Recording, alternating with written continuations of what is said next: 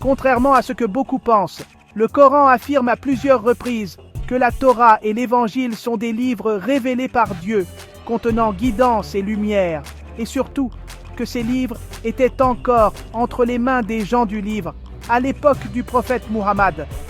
Le Coran n'utilise pas un langage vague, il parle directement de ce qu'ils possèdent, de ce qu'ils lisent, et confirme ces textes comme authentiques. Voici plusieurs versets très clairs. Et croyez à ce que j'ai révélé, confirmant ce que vous avez entre vos mains, et ne soyez pas les premiers à le rejeter. Sourate 2, verset 41. Il a fait descendre sur toi le livre, avec la vérité, confirmant ce qui était avant lui. Et il a fait descendre la Torah et l'Évangile. Sourate 3, verset 3. Et il lui enseignera le livre, la sagesse, la Torah et l'Évangile. Sourate 3, verset 48. Nous avons envoyé après eux Jésus, fils de Marie, confirmant ce qu'il y avait dans la Torah. Et nous lui avons donné l'Évangile. Sourate 5, verset 46. Si tu es dans le doute au sujet de ce que nous t'avons révélé, interroge ceux qui lisent le livre révélé avant toi. Sourate 10, verset 94. Et ceci, le Coran, est un livre béni que nous avons fait descendre, confirmant celui qui était avant lui.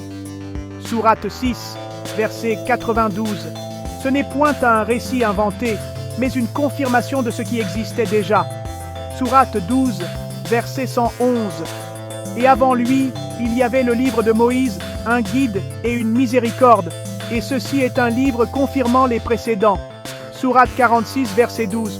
Ô gens du livre, vous ne tenez sur rien tant que vous ne vous conformez pas à la Torah, à l'Évangile, et à ce qui vous a été révélé de la part de votre Seigneur. Sourate 5, verset 68. Ces déclarations apparaissent au moins 18 fois dans le Coran. Le message est clair.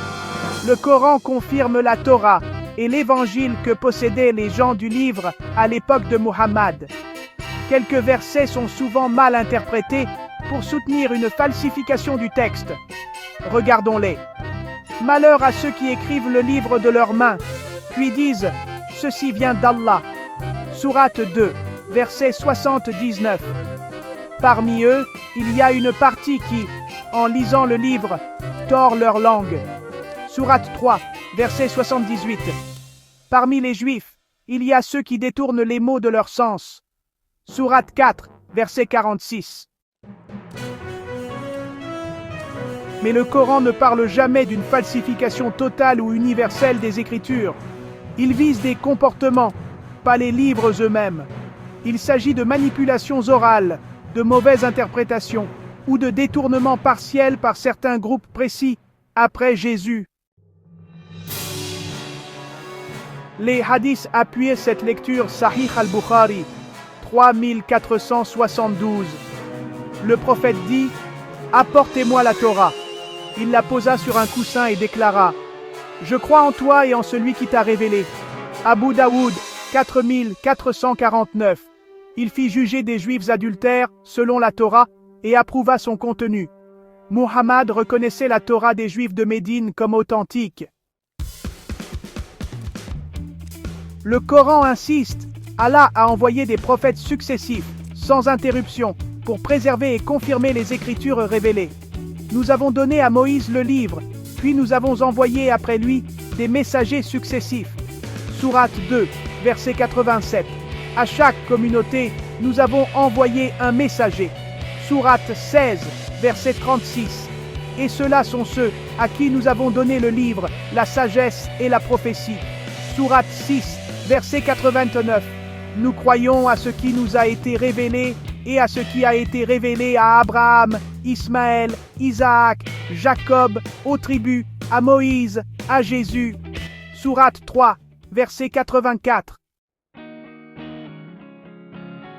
Selon ces versets, il y a une continuité prophétique sans interruption. Les prophètes ne contredisent pas les révélations précédentes. Au contraire, ils les confirment, les appliquent et les préservent. Ce que le Coran enseigne est aussi soutenu par la parole du prophète Muhammad lui-même. Il a déclaré La tribu d'Israël était guidée par des prophètes. Lorsqu'un prophète mourait, un autre prophète le succédait. Mais après moi, il n'y aura plus de prophètes. Il y aura des califes et ils seront nombreux. Ce hadith montre que jusqu'à l'époque de Muhammad, Dieu envoyait des prophètes successivement, sans interruption, pour guider chaque peuple. Cela confirme que la révélation était protégée à travers une chaîne continue de messagers, jusqu'à la clôture finale, avec Muhammad, le sceau des prophètes. Le Coran est clair. Les prophètes qui se sont succédés après Moïse ont utilisé la Torah pour juger et guider les gens. Nous avons fait descendre la Torah dans laquelle il y a guidance et lumière.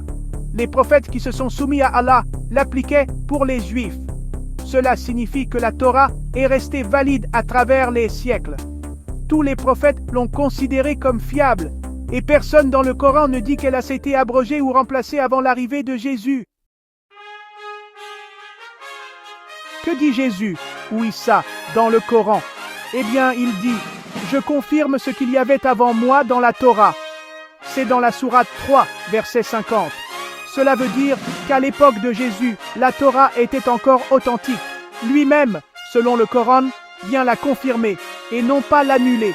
Et tous les prophètes avant lui l'appliquaient également. Donc, si falsification il y a, franchement, elle ne peut venir qu'après Jésus. Que disent alors les preuves historiques? Les manuscrits de la mer morte, qui datent de 200 ans avant Jésus-Christ à 70 après Jésus-Christ, contiennent la même Torah qu'aujourd'hui. La Septante, qui est une traduction grecque réalisée au IIIe siècle avant Jésus-Christ, confirme aussi ce texte. Ces manuscrits précèdent Jésus. Donc, la Torah que Jésus a utilisée, celle que le Coran confirme, est celle que nous avons encore aujourd'hui. L'idée d'une falsification totale n'est pas présente dans le Coran, ni dans les premiers enseignements de l'islam.